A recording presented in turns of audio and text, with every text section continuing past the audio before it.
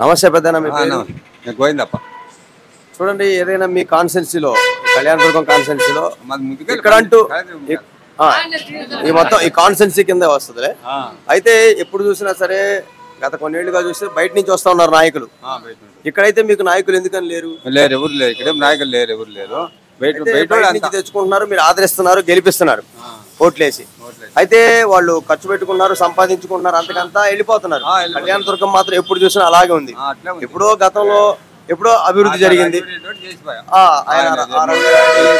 అలాంటివి ఉన్నాయి. ఇప్పుడు మీరు ఈసారి చూస్తే జగన్మోహన్ రెడ్డిని 5 సంవత్సరాలు చూశారు, అనేక సంక్షేమ పథకాలు ఇచ్చాడు. దాంతో పాటుగా ఎంపీగా చేశారు ఇప్పుడు తలారి రంగయ్య గారు.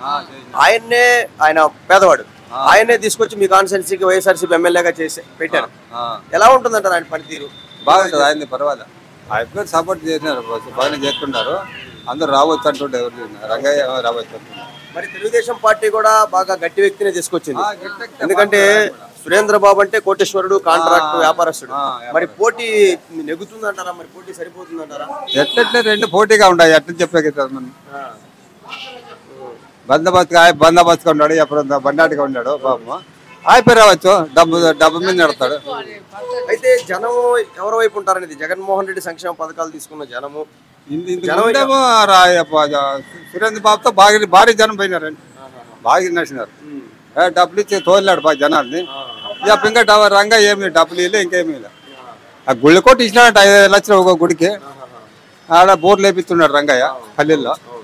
అది మాత్రం కొత్తయింది మాకు. ఇప్పుడు జగన్మోహన్ రెడ్డి ఏదైతే ఉన్నాడో ఆయన తెలుగును వస్తున్నాడు కాబట్టి 5 సంవత్సరాలు జగన్ చూశారు కాబట్టి ఏమైనా గెలిపించే అవకాశాలు ఉన్నాయా? గెలిపించచ్చు. అక్కడ ఆ పార్టీ వాళ్ళు గెలిపించుకుంటారు, ఈ పార్టీ వాళ్ళు ఏడు చేసుకుంటారు. ఆ పార్టీ వాళ్ళు అభిమానం వాళ్ళది. ఏదైనా గట్టి పరిస్థితి ఉండేది అంటాం. గట్టి పరిస్థితి. అయితే ఇంతకుముందు ఇక్కడ ఉమామహేశ్వర్ గారు కూడా బాగా కష్టపడి ఉన్నారు, గతంలో ఎమ్మెల్యేగా చేసి ఓడిపోయి ఉన్నారు. అయితే ఆయన కూడా నేను ఇండిపెండెంట్ గా ఉంటే అవకాశాలు ఉన్నాయి, నేను ఆయన సపోర్ట్ చేస్తేనే టీడీపీ గెలుస్తుంది అనేటువంటి మాటలు వినబడతా ఉన్నాయి.